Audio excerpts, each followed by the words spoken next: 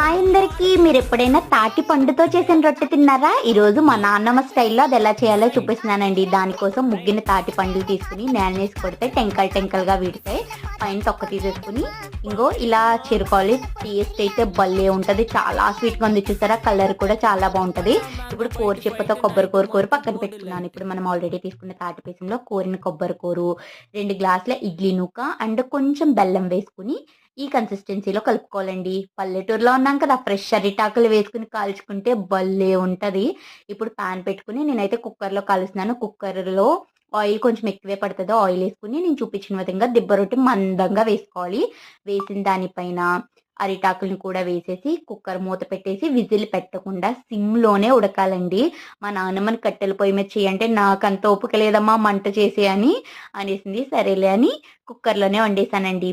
ఒక 15 నిమిషాలకి ప్రెషర్ తీసేస్తే మన రొట్టె రెడీ.